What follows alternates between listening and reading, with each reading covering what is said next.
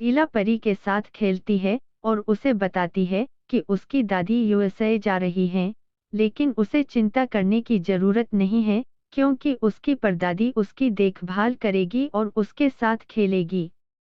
किंजल लीला और वनराज को बताती है कि पाखी ने फोन करके बताया था कि वह कपाड़िया हाउस में अनुपमा के लिए विदाई पार्टी का आयोजन कर रही है।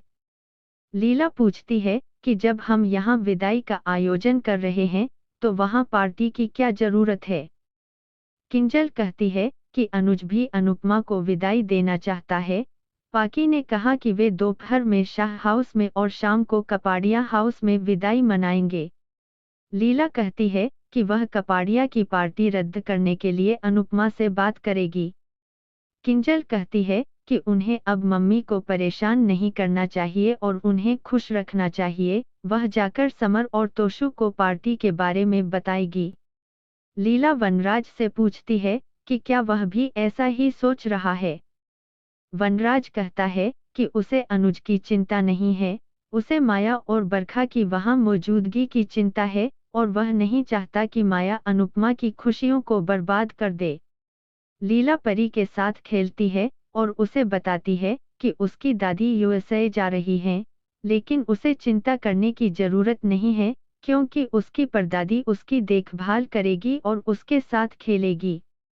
किंजल लीला और वनराज को बताती है कि पाखी ने फोन करके बताया था कि वह कपाड़िया हाउस में अनुपमा के लिए विदाई पार्टी का आयोजन कर रही है। लीला पूछती है कि जब हम यहाँ विदाई का आयोजन कर रहे हैं तो वहाँ पार्टी की क्या जरूरत है। किंजल कहती है कि अनुज भी अनुपमा को विदाई देना चाहता है। पाकी ने कहा कि वे दोपहर में शाह हाउस में और शाम को कपाड़िया हाउस में विदाई मनाएंगे। लीला कहती है कि वह कपाड़िया की पार्टी रद्द करने के लिए अनुपमा से बात करेगी।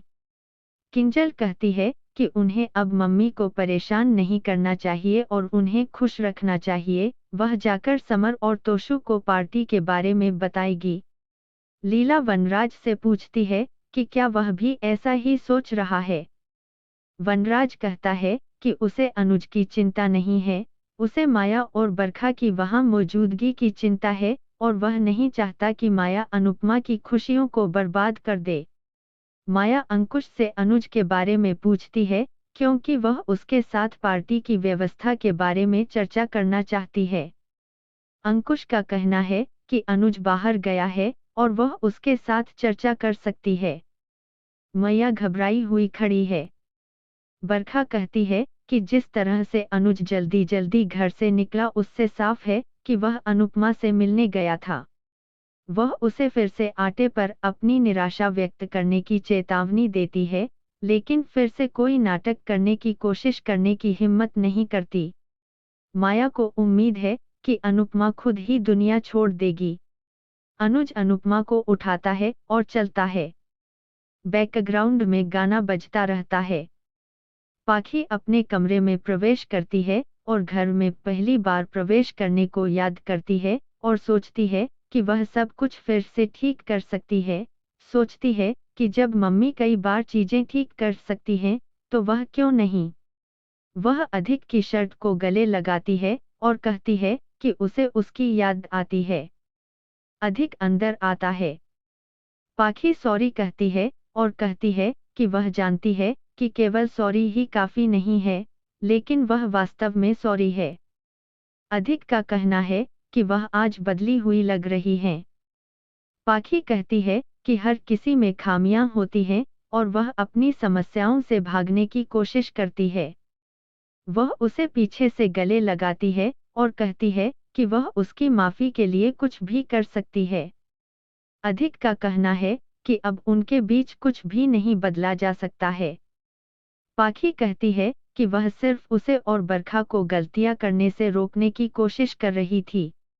अधिक कहते हैं जैसे कि उनकी सलाह के बिना उन्हें नष्ट कर दिया गया होता। नुकसान पहले ही हो चुका है और उनके बीच की दूरी अब खत्म नहीं की जा सकती।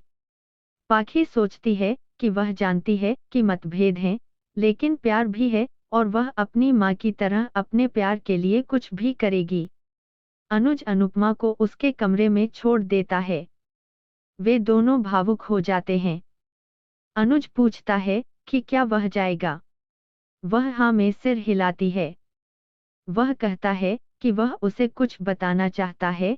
माया उसके लिए सिर्फ छोटी अनु की माँ है और कुछ नहीं, लेकिन अनुपमा उसकी पत्नी और जीवन है और हमेशा रहेगी। वह जाने की कोशिश करता है।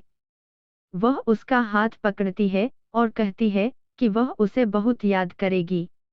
अनुज ने उसे कसकर गले लगाया और कहा कि उसे नहीं पता कि 5 दिनों के बाद वह उसके बिना सांस ले पाएगा या उसका दिल धड़केगा। अनुपमा कहती है कि 5 साल बाद पूरी दुनिया बदल जाएगी, लेकिन उनका प्यार नहीं, मान की प्रेम कहानी। वे एक दूसरे को गले लगाते रहते हैं।